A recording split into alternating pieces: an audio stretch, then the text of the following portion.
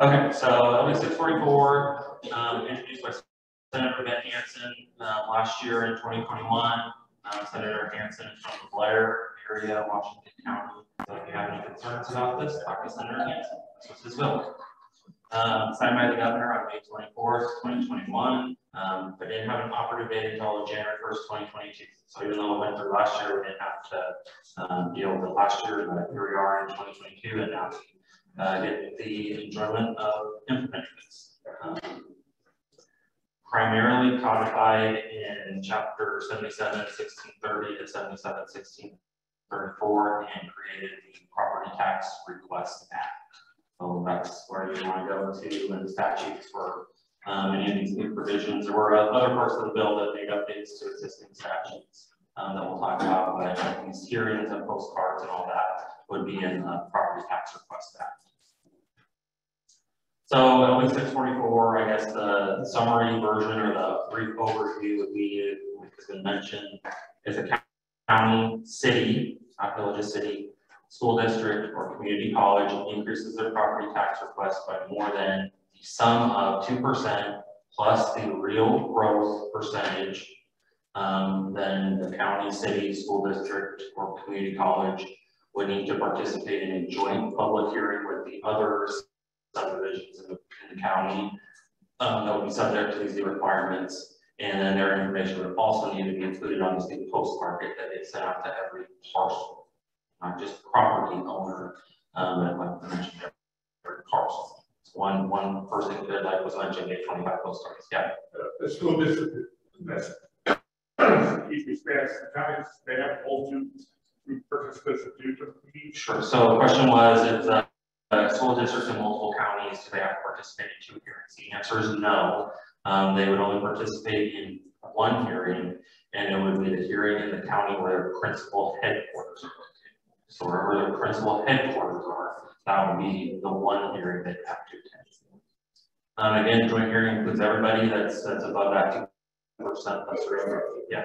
So if it involves multiple counties, do each of those counties have to post it on the homepage of this? I'm thinking Southeast. I'm in Southeast College, Texas, and 15 counties. So what are they doing? So all counties involved in? Yeah. So Southeast Community College is above the 2% plus growth. They would have to attend the hearing in Lancaster because that's where the headquarters is. But the postcard would have to be sent out by Lancaster, by Saunders, every county that Southeast Community College has valuation would still have to send out the postcard.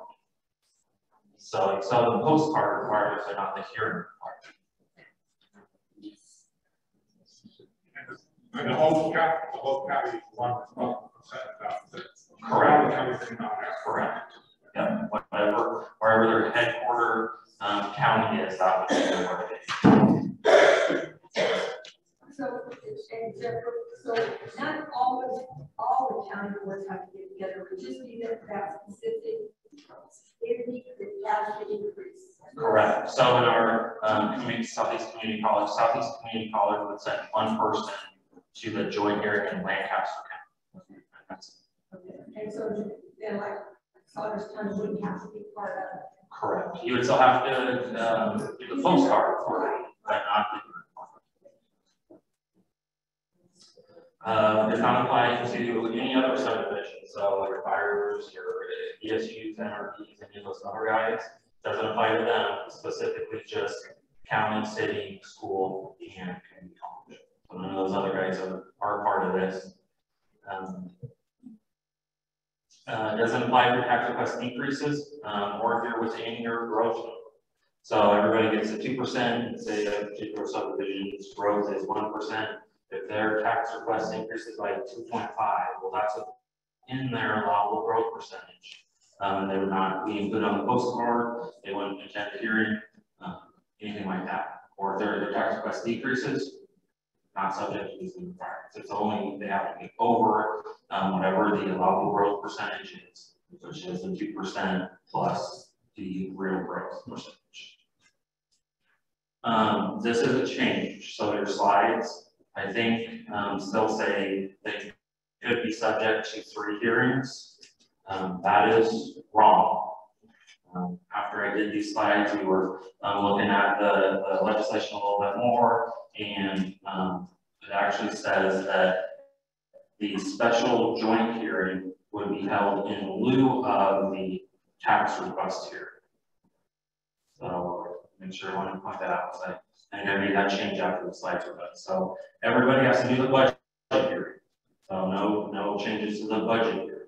But that tax request hearing, depending on if you're above the allowable growth percentage. If you're under the allowable growth, then you hold your own tax request hearing as done in the past. But if you're over the allowable growth, then you would attend a joint hearing, and you would not be required to have your own tax request hearing. So this one's correct. This is correct, and I think.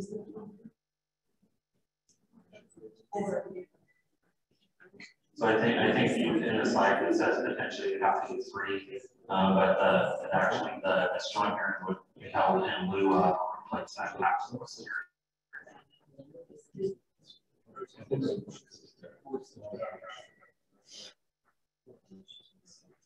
County responsibility. So we talked about county is responsible for organizing the hearing. So it's not the school district that organizes the hearing, it's the county that organizes the hearing. And the county also is responsible for sending out those postcards, regardless of if the county is over the 2% plus growth. So the county could only increase their tax request 1%, so the county would not have to attend the joint hearing. The clerk would still, or the clerk system, but the clerk wouldn't have to participate in the joint hearing from a standpoint of the county's increasing it, and the county information would have to be on the postcard. But the county is still responsible for organizing the hearing and sending out the postcards, regardless of where the county's tax request falls. So the only way that we have a county where we don't have to do this joint hearing and don't have to do this tax or to do the postcard would be if nobody in the county is over the 2% plus growth. So county is under, schools under, cities under, everybody's under. That would be only an option where you would have to do these requirements. Yeah. So the postcard coming from the county, there's been a lot of discussion. So from which office is that postcard coming? So the question is, who sends the postcard? The answer is the county assessor. The county assessor is responsible for sending the postcard, making sure the postcard gets sent. Sort of. Yeah, so John will go over that a little bit more detail, the logistics of getting that postcard created and get out in his presentation. So date changes.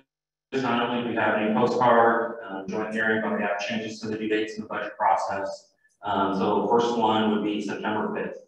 So everybody, all the subdivisions that are subject to these new requirements, they're over the 2% plus growth, they need to provide their phone number and their proposed tax request to the county clerk by September 5th. So that's kind of the first date in this new process. County clerk has 10 days to accumulate all that information and get it forwarded on to the county assessor by September 10th. So phone numbers and proposed tax request it's sent over to the assessor by September 10th. And then September 17th through the 28th is when we're holding these new hearings. So we'll talk about it a little bit. We have to give it 7 days notice between when we mail out the postcard and when the hearing is held. So that's why the 7-day difference between September 10th and September 17th. And 10 days after the hearing, it's the requirement for the clerk to send out a report. The clerk has 10 days to get that created and sent out to everybody after that. Any questions so far? Yeah. As a clerk, I want to know, are there going to be forms for all this? Correct. Yep. So the question is there going to be sample forms out there for this clerk's report? And the answer is yes. Our office will be putting something together, a sample form that clerks can use if you want to. You don't have to. But yeah, we'll have something out there. Sure. So the question is, what does the clerk's report entail? So I think I'm outside here a little bit, but we can talk about it now. Has to identify who attended, so the subdivisions that attended, who the representative was that attended for each subdivision. Needs to identify who from the public attended. Those are the two big pieces. We have one on sign-in sheet. Right, so you're going to have to know who is there representing the subdivisions and who is there from the public. Are going to be the key things there. I think there might be some other things that we're going to implement. We have to send it for access to everyone. You can call Senator Hanson. This is an unbudgeted state. I mean, yes.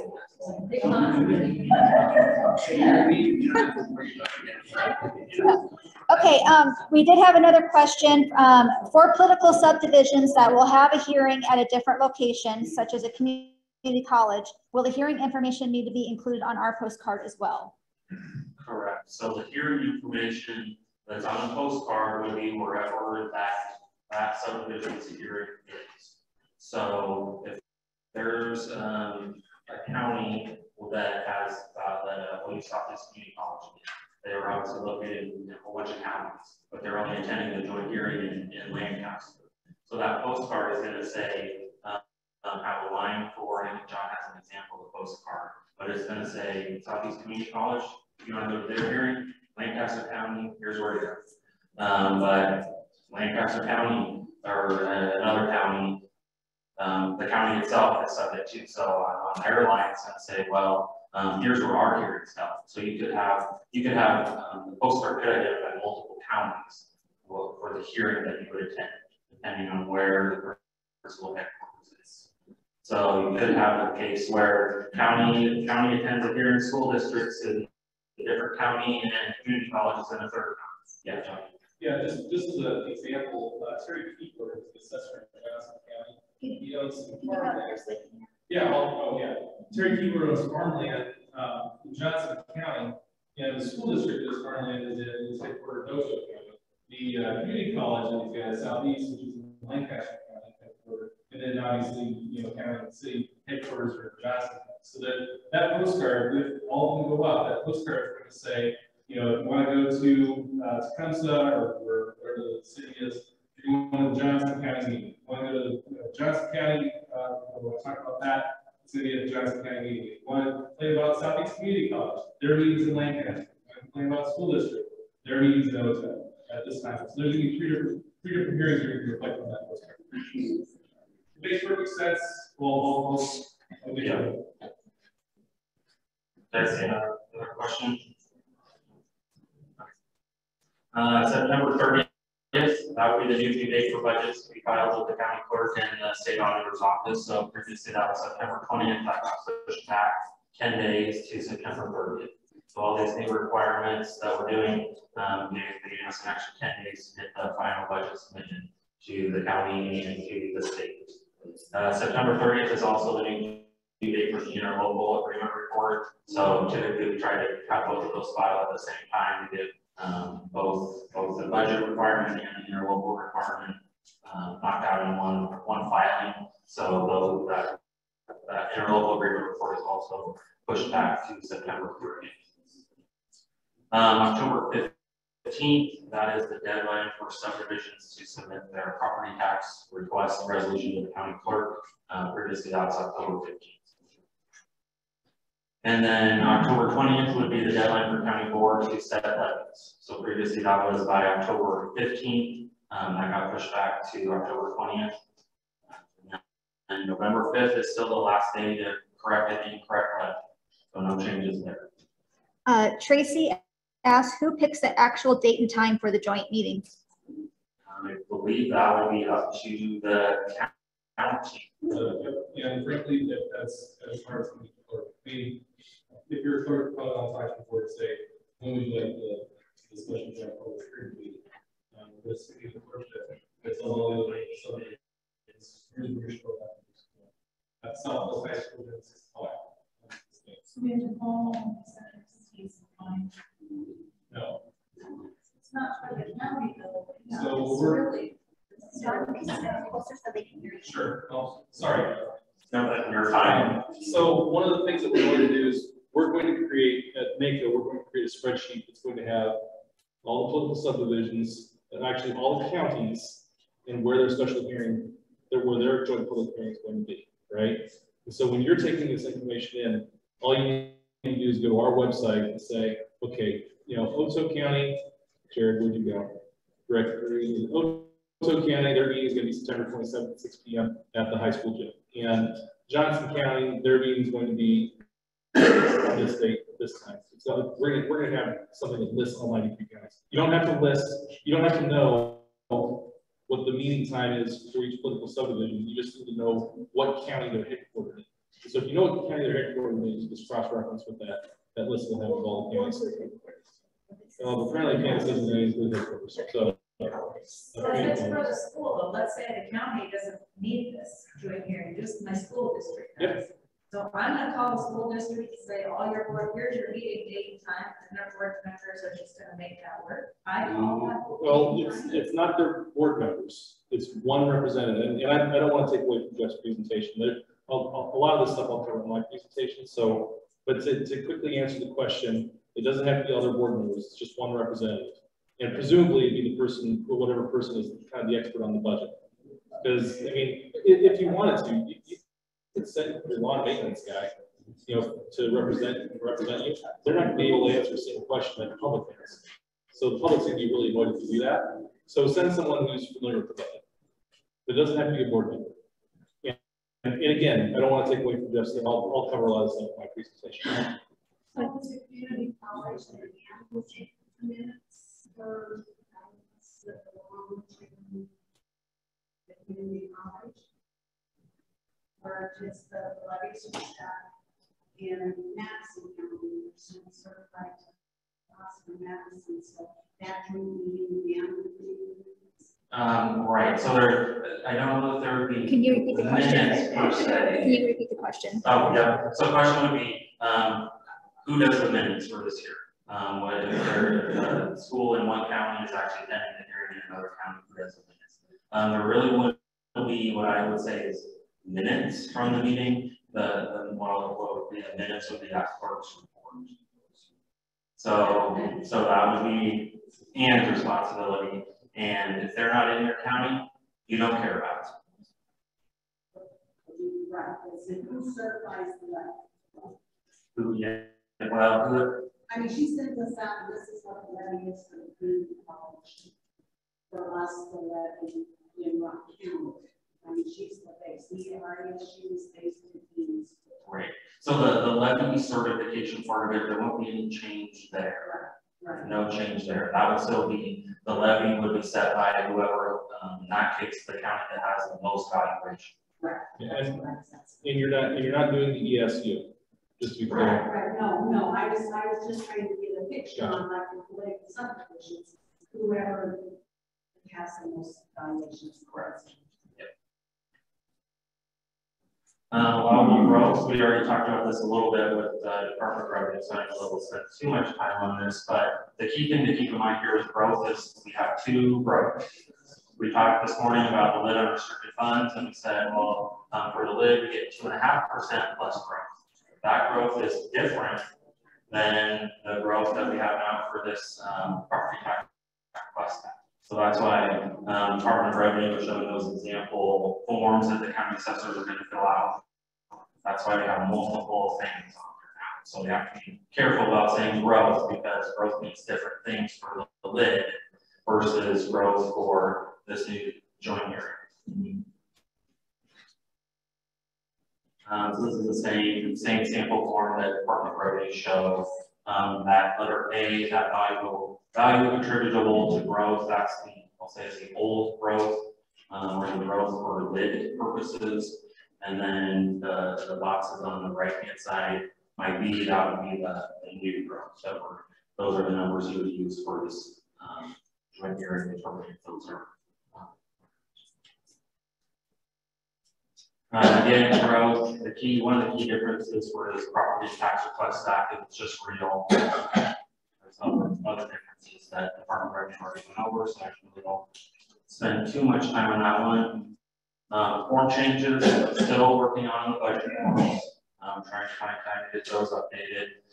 So I'm still working on exactly what the budget forms are going to look like for this fall, but I'm anticipating there's going to be basically a new tab in the Excel spreadsheet that's going to calculate out whether or not each subdivision would be over their allowable growth.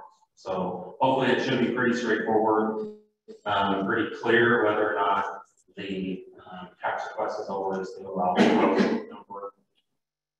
So everybody would know if they need to participate in the joint hearing, postcard, and all that stuff. So finalizing that, but that's kind of what I'm thinking right now. Joint public hearing notice. So like we talked about, we have to send a postcard to everybody. That primary responsibility lies with the county assessor. Also need a post notice on the homepage of the county website, but that would only be for the counties that have a population of over 25,000.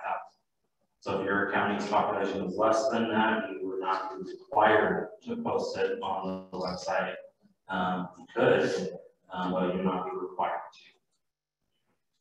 And we also need to publish notice in the newspaper for when this joint hearing is going to be held in that county. That would be the clerk's responsibility. For those subdivisions that are required to participate in a joint hearing, they need to get their phone number and their proposed tax request to the county court by September 5th. We did get some requests in from the counties for our office to create a form to use for these subdivisions to fill out to get this information to the court's office. We're going to have a sample form for that as well. Same thing, it's a sample form. If you want to use it, great. If you don't want to use it, that's fine too. These subdivisions, if they're in multiple counties, they need to be providing this information to all of their counties. So if there's a community college in 15 counties, they need to make sure that they're communicating with all 15 counties and getting their information to all of those county clerks. Clerk forwards of that information on your assessor by September 10th. And we're talking about we're going to have a sample form on the The clerk is assigned the responsibility of notifying each participating subdivision of the date, time, and location of the hearing. Question. Yeah, so the reason for the joint hearing is because their tax request is not enough that we have to do this. So what if they hold the joint hearing for a tax request? Because September 5th, people's budgets aren't even finalized. Okay, so they're going to hold a joint hearing for this tax request. They think they're going to have to do this, but their budget's not done. So then they hold the joint hearing, and then they go to adopt a budget that's different from the tax request that the joint hearing is held for.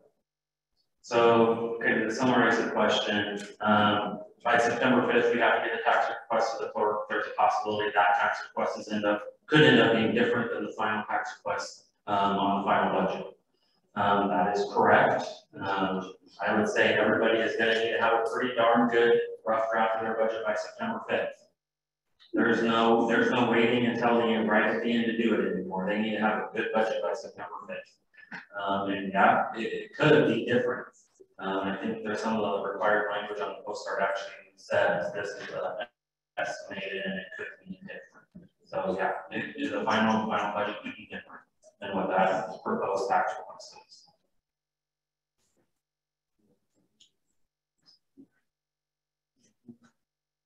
Postcard notice, website notice, newspaper notice has a bunch of stuff that it's required to retain. So it needs to identify the date, time, and location of the hearing. So obviously we need to notify everybody when and where to show up. Again, it could be multiple counties, like John mentioned. It could be a case where the postcard says this joint hearing, if you want to attend a joint hearing, you still have 3 counties in that. It has to have a phone number, so September 5th is the deadline to get that phone number into the county clerk, and the reason they need to provide the phone number is that phone number needs to make its way out on the postcard. I'd like to rescind my motion about giving the senator involved in this. Every senator that voted for this needs to be involved, and the governor needs to be there to sign it. That's election commissioner. Is hitting them right when we're laying out ballots. Yes, I mean, you might as well not send the whole month of September, ladies and gentlemen. Seriously, that's ridiculous. Well, right now, yeah. I mean, so that excites you. Yeah, I can't say I disagree with that. Postcard needs to.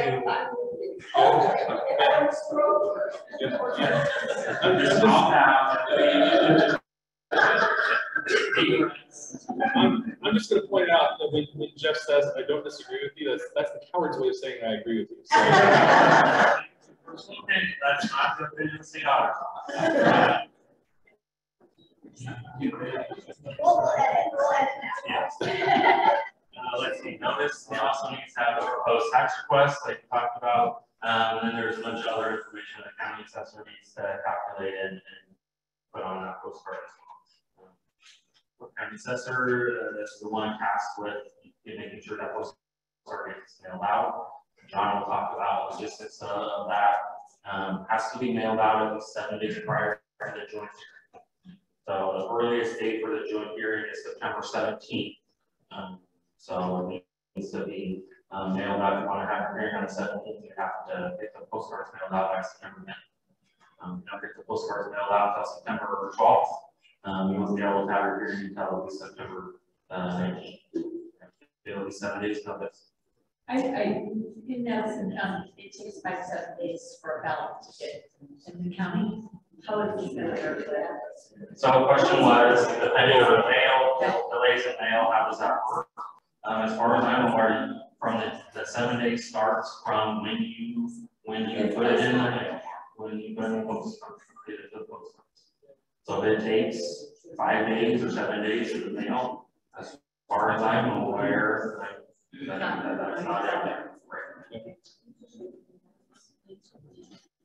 Let's see, postcard has to, in all caps, say notice of proposed tax increase.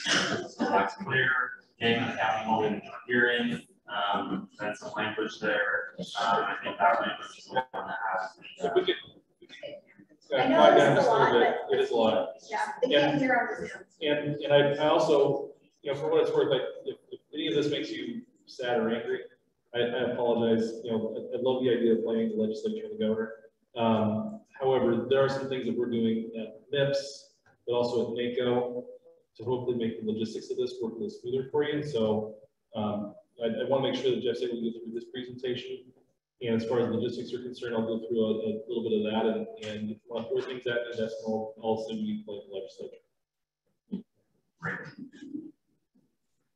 More information on postcard, parcel ID, name, taxes due in prior year, taxes due proposed taxes due in current year, assessed value. You can read through the rest of it, but lots of information on the postcard.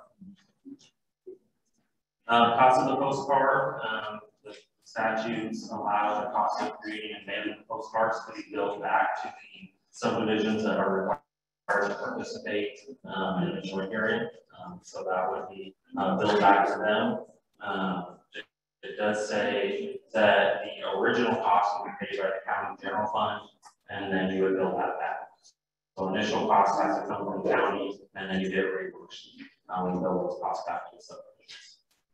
So there's more than one entity that is required that is joint hearing after assess costs. I believe that was a majority. Yep. So the question was, how do you allocate the cost of the postcards back to this participating subdivisions? And that was addressed in LB 927. And John will correct me if I'm wrong, but I believe it's based on the total parcels in each subdivision. Yeah, I'll have an example, Jan, during my presentation, but essentially, if you've got, and I'll pick on Washington County, you've got 13,000 parcels roughly in Washington County, and you've got 450 parcels in Arlington, right? The city of Arlington. So what you're going to do is you're going to say, look, we're sending out 13,000 postcards, right? It's going to cost X, 52 cents per postcard. And so what you would do is you'd say, well, I know that we're sending, 52 cents roughly. That's today, as of today.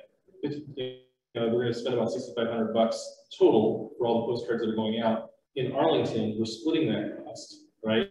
So 450 parcels times 50 cents, $225 divided by 2, since we're splitting between Washington County and Arlington, gives us that's more math than I want to do right now. But essentially, that's how we'll figure it out. Just something to keep in mind, there's obviously extra costs, so make sure you're thinking about that when you go to do the county's budget, where you're going to budget for these costs of the postcards. It's in the general fund. My recommendation would be put it in the general miscellaneous budget. What about the labor costs? There's going to be a huge amount of labor in order for them to get these out. And it says we can split, so we're going to have to allocate that to each of these things. Correct. So if there's one, they give it all. Is that going to be in their budget to spend $10,000 to do that? So, sorry, Jeff. Go ahead. So, are you guys on MIPS in your county? Yeah. Okay. So we've got everything programmed at MIPS, and this is not making a sales pitch. If you're not at MIPS, you totally should join. No, this is for the assessors. This is on the assessor side. So on the assessor side, we've got a program where what we're going to do is we're going to take all this information that comes in from the clerk and dump it into the system, right?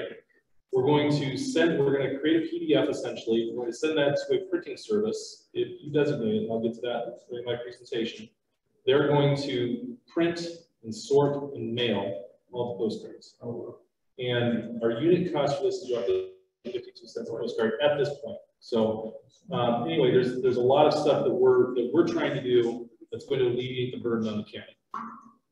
But that cost is still much more than Senator. It is. So all that cost will have to be included in the division between the subdivisions. And we'll have to figure out what the appropriate division is, and it'll be based on the number of postcards. And so again, if it's 52 cents a postcard, and I know that 300 postcards are going to have 3 different political subdivisions on it, divide 52 times by 3, and then multiply that by the number of postcards, and that goes out to each of the political subs. I think that math works out. But we're trying to take care of it on our end at MIPS. If you're a Vanguard County, and our agreement with the state print shop is that you can piggyback off of what we're doing. Send them the PDF, and they'll do the same thing. I figured I should address that before you guys started writing. Well, just trying to present. Let's see here, next slide, hearing requirements. So each subdivision designates a representative to attend this joint hearing. Doesn't have to be a board member, it doesn't have to be, there's no specifics in the statutes regarding who that representative is.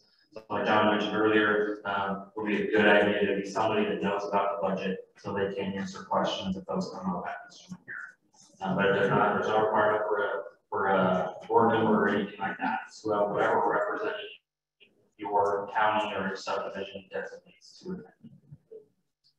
If there are multiple counties, like I talked about, only have to attend the joint hearing in the headquarters, in the county where the headquarters city is, so we don't have, if there's a community college in 50 counties, doesn't have to attend 15 hearings, it's just in the headquarters city county. Again, like we talked about, the postcard could identify that the hearing is actually held in different counties than the county that's actually in. Held after September 17th and prior to September 29th, and before any of the participating subdivisions file their budget with the county and the state office. So budgets are due September 30th. So before they send in their budget, they would need to attend this joint hearing if required. My recommendation on talking about earlier budget hearing is still there. No changes to the budget hearing requirements. Everybody still has to have a budget hearing. My recommendation there is, since we have potentially these new joint hearing things we have to schedule, I would recommend getting that budget hearing done and out a little bit early. So maybe previously you had that budget hearing September 15th. You might want to think about getting that done early September, potentially even late August after the August 20th valuations come out. that would be my recommendation if I were doing it, but you guys can decide up to you, obviously. The joint hearing has to be held after 6 p.m. So we can't have it, really have board meetings at 10, you can't do it at 10, you have to do it after 6 p.m. And every representative that goes to each hearing has to do a presentation. So whoever the representative is of each subdivision, they have to stand up and give a presentation on their intent to increase the property tax request. There's a few things here that the presentation has to include. It has to include the name of the subdivision, so obviously they need to identify themselves and who they're representing, the dollar amount of the proposed tax request, and then a whole bunch of statements. I'm not going to read through every single one of them, but you'll see there it's pretty similar to what is in the property tax request resolution, pretty similar information. Anybody that wants to speak and address the representatives, they have to be allowed to do so, and have to be given a reasonable amount of time to do so. So there's no specific time frame on what is reasonable. Let's say 5 minutes, let's say 10 minutes, it's reasonable. So I guess my recommendation would be to establish what that reasonable time frame is up front at the beginning of the hearing, so that way everybody knows that they have 2 minutes or they have 5 minutes or whatever the case is. If you have 100 people there, you probably want to go a couple minutes. If you only have 3 or 4, or maybe 5 or 10 minutes. But that's going to be up to each county to decide, since there's no specifics in the actual statutes.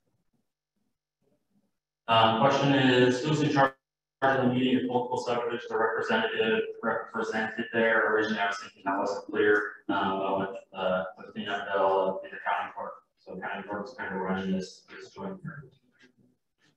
Or their designee. Yeah. So it doesn't have to be the county clerk can send somebody else, but that's between you and Troy. That you guys work that out, and it could be the clerk's designee, but the responsibility lies with the clerk. And so if you want to designate, it would be up to the clerk to designate that person and make sure they're showing up and doing things. The clerk's report. Clerk has to prepare a report that includes a bunch of different information, name of representative for each participating subdivision, name and address of the public who attended. There is a provision that says the address requirement can be waived to protect their security.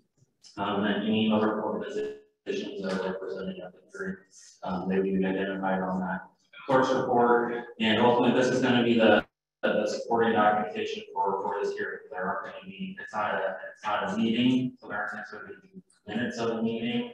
The support for what happened at this hearing is going to be the support. Within 10 days after the hearing, clerk needs to forward this report on to all the subdivisions that participated in the hearing. And this next piece isn't necessarily explicitly in the statute, but our office would ask that we also get a copy of this clerk's report. So that way we know who attended the hearing, and if we get a budget in from the city of Lincoln, and the city of Lincoln budget says they need to attend the joint hearing, we can go to the Lancaster County's clerk's report and verify that, yep, they actually showed up and attended. So, hopefully it's as easy as an email. If you're emailing it out to all the subdivisions, hopefully you can just include my email address on there so we can get a copy to help us make sure that the people that are required to attend actually do. Again, if I talked earlier, we'll have a sample format. So, if you want to use it, great. If you don't want to use it, that's fine.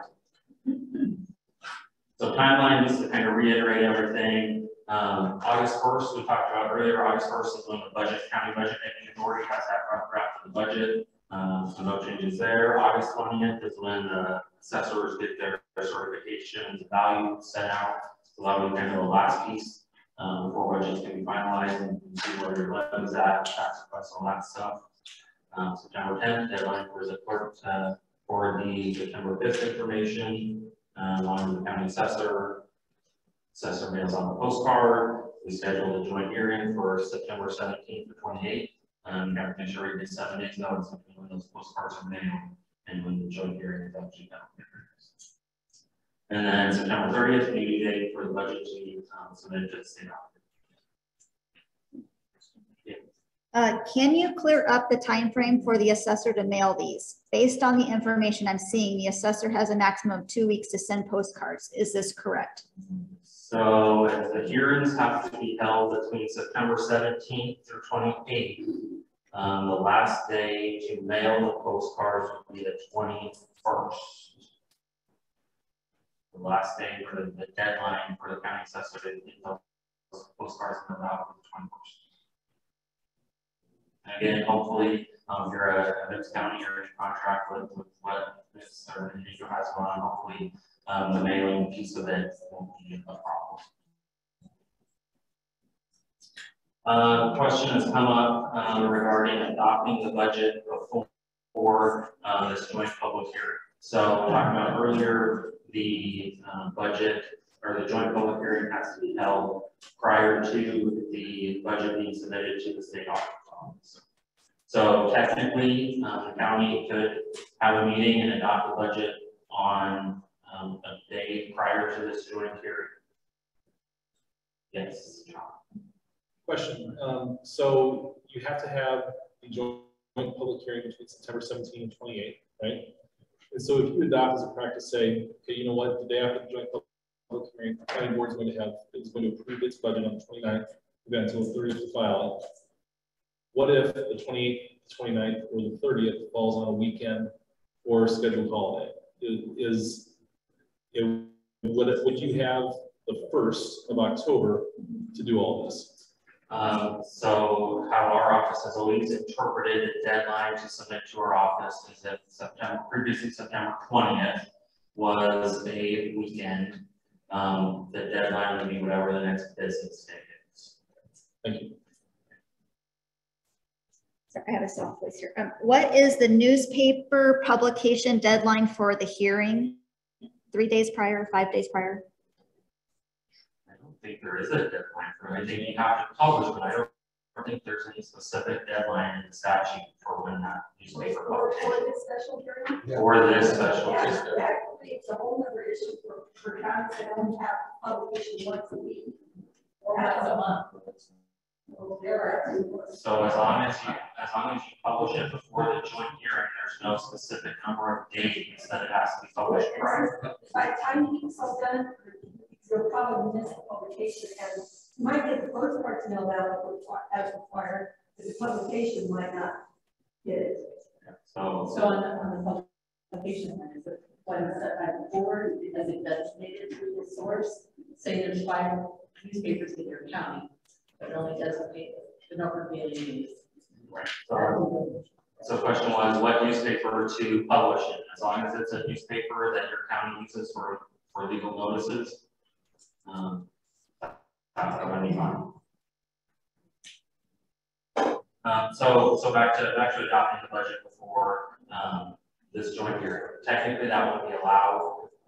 My recommendation would be try to get a board meeting scheduled after the joint public hearing to actually adopt the budget, so that way you can, really clear that you at least adopted it afterwards, and therefore you would have taken input from the public at this joint hearing, but it would not technically be required. You could adopt the budget before this joint hearing, but if you want to make changes after the joint hearing, if you want to change your tax request, if you want to change the budgeted disbursements in the adopted budget, you'd have to go through the budget amendment process. So that amendment process is pretty much going through the whole thing again. You have to publish amended budget in the newspaper, have to hold that hearing, and then the board have to adopt the amended budget. So something to keep in mind there. So again, our recommendation, get that budget hearing scheduled early, out of the way, so that way we don't have to try and fit that in there in this new timeline, and try to get the joint hearing schedule as close to September 17th as possible. So that way you could potentially try to get a board meeting scheduled after to actually adopt the budget. Again, just a reminder, if your county doesn't exceed the allowable growth percentage, you don't care about any of this. It's the same as it was in the past. caveat that you're still responsible, or still responsible for organizing the hearing, you know, sending out postcards. But as far as the budget adoption, that would be one that you would have to worry about.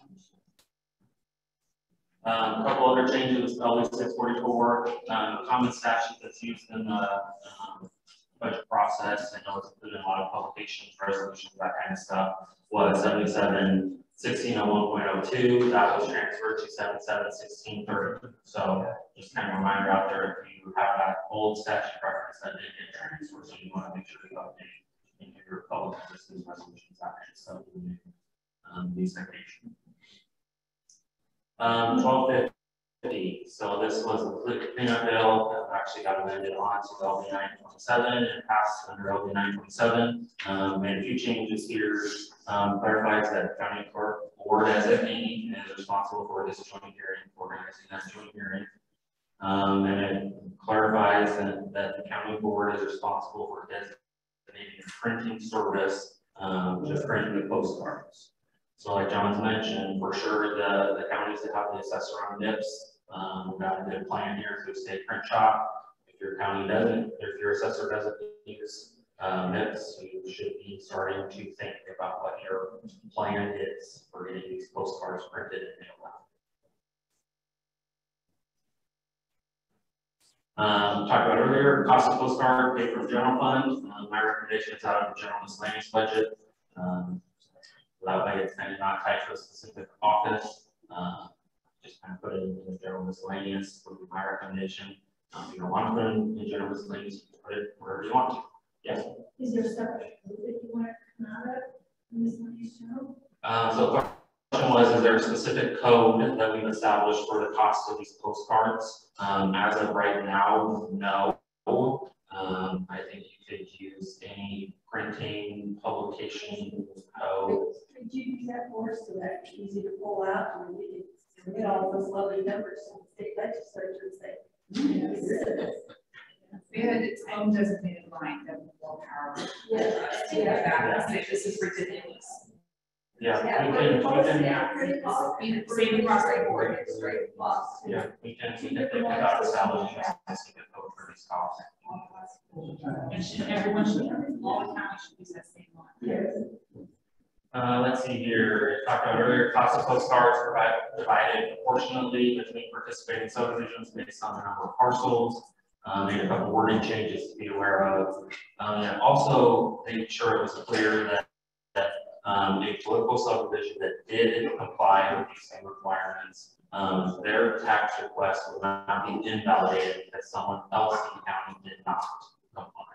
So if the county and the school district need to participate and the school district decided not to do these requirements, that would have an impact on revalidation of the county's tax request. So kind of makes it clear that everybody's responsible for making sure they're complying themselves and there's no kind of cross